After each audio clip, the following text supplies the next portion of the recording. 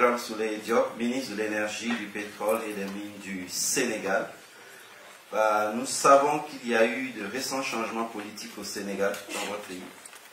Pouvez-vous, monsieur le ministre, nous donner quelques éléments sur la vision minière du nouveau gouvernement que vous représentez? Quelles sont les nouvelles orientations sur le développement du secteur minier et comment vous assurez-vous de faire du Sénégal une destination attractive ou peut-être plus attractive pour l'investissement minier, et quelle est votre vision en matière de contenu local? Beaucoup de questions en même temps, monsieur le ministre, mais voilà, vous êtes bien servi.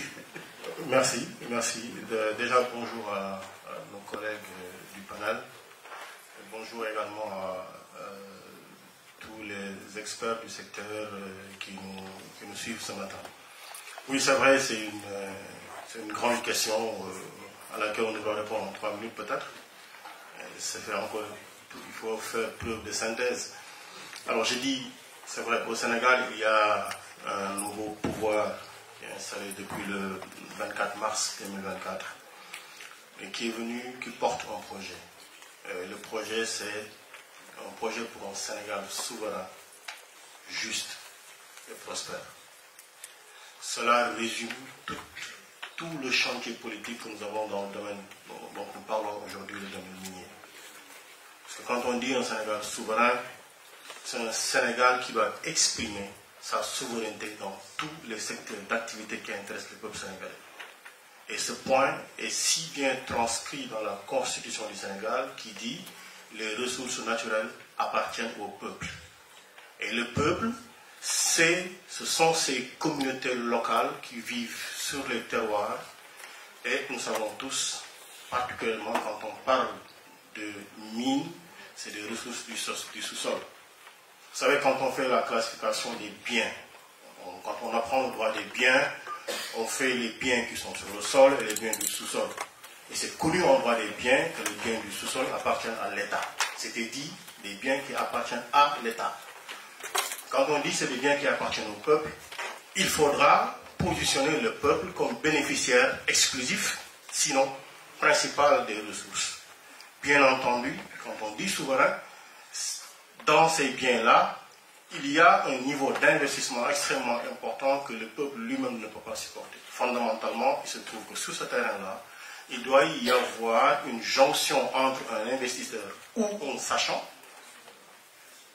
maître dans l'art, qui viennent, qui disent aux populations sur cette terre qui ont vécu pendant des siècles, qui ont fait vivre leurs troupeaux, leurs familles, leurs enfants et qui ont enterré leurs aïeux, les ancêtres sur cette terre-là, qu'on dise évacuer de la terre parce qu'il y a quelque chose à prendre.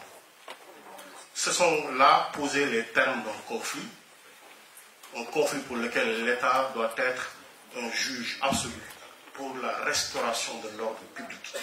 Mais l'ordre public dit aussi qu'il y a dans l'attribution d'un titre, dans la signature d'une convention, dans l'attribution d'une concession, des obligations réciproques pour un État qui garantit l'ordre public d'exploitation, mais pour un partenaire qui, sous ce terrain-là aussi, doit respecter les prescriptions légales. Et quand on dit prescription légale, c'est l'ensemble des causes comprises dans la convention. Et quand on dit l'ensemble des clauses, des plus simples aux plus complexes. Premier point. Le second point, juste. Un peuple, un projet pour un Sénégal souverain, juste. Juste, c'est quoi? C'est le niveau d'investissement doit correspondre au niveau de bénéfices qu'on en tire. Mais ici, la réciprocité voudrait que les populations qui ont vécu sur cette terre-là aussi puissent en tirer les profits nécessaires. C'est vrai qu'il y a eu une réforme du code minier pour le rendre attractif. J'avais dit, le Sénégal est déjà attractif parce que le dividende démocratique du Sénégal en fait suffisamment un pays attractif. On a la sûreté que quand on investit au Sénégal, en tout cas la stabilité, qui est un facteur qu'on n'apprécie jamais suffisamment dans la détermination des contextes d'investissement, est extrêmement important, c'est la stabilité politique. Mais le second point, c'est quand on dit juste.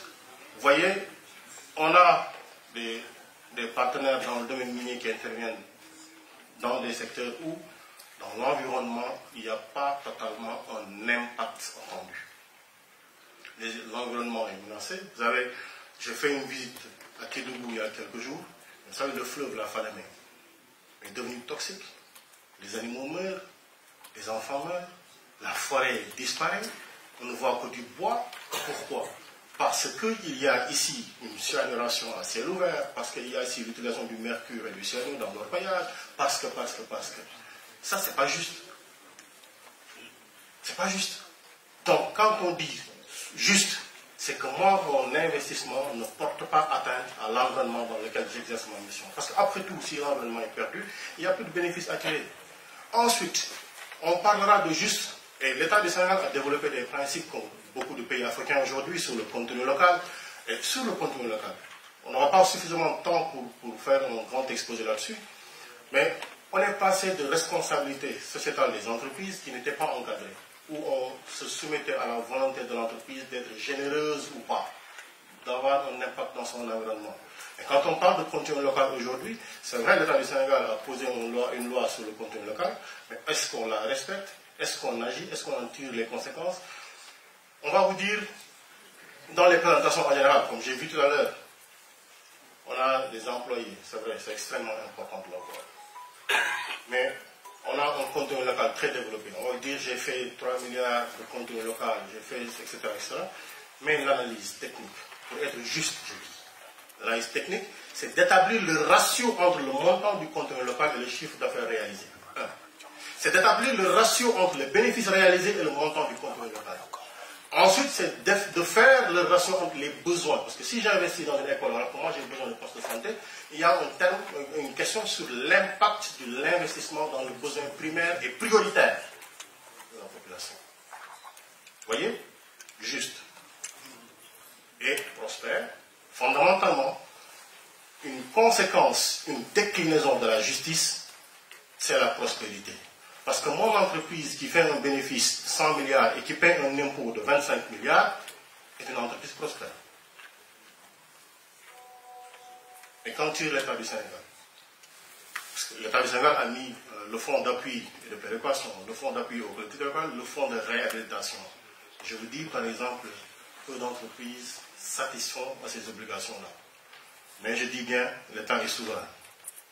Donc, le Sénégal se positionne pour reposer au centre des enjeux tout ce contexte-là et avoir une discussion contradictoire. M. Manonfal, c'est bien ce que j'ai dit. Contradictoire pour tirer les meilleures réponses possibles dans l'attente légitime et réciproque des partis. Merci beaucoup.